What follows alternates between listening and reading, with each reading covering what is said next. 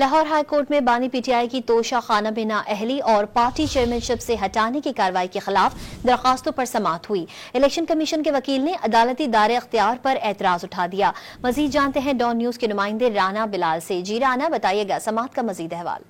बानी पीटीआई की तोशा खाना में नाअहली और पार्टी चेयरमैनशिप से हटाने की कार्रवाई के खिलाफ दरखास्तों की लाहौर हाई कोर्ट में समाअत हुई। दौरान समाअत इलेक्शन कमीशन के जो वकील हैं उनकी जानिब से अदालती दायरा इख्तियार पर एतराज उठाया गया और ये कहा गया कि इस्लामाबाद हाई कोर्ट में ये केस पहले ही समाअत के लिए मुकर्रर है। लाहौर हाई कोर्ट इस केस को सुनने का इख्तियार नहीं रखती।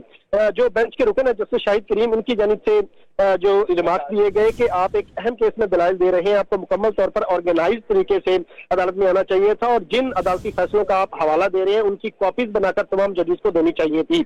जो बेंच के सरबराह हैं जैसे शम्स महमूद मिर्जा, उनकी जानिब से बानी पीटीआई के वकील से ये इस्तफसार किया गया कि आपकी इस्लामाबाद हाई कोर्ट में दरखास्त का क्या बना, जिस पर जो बानी पीटीआई के वकील बैरिस्टर सैयद अली जफर है उनकी जानिब से बताया गया कि इस्लामाबाद हाई कोर्ट से उन्होंने दरखास्त वापस लेने के लिए एक मुतफरिक दरखास्त दायर की थी, लेकिन इस्लामाबाद हाई कोर्ट ने दरखास्त वापस लेने की जो मुतफरिक दरखास्त है उसे मुस्तरद कर दिया है।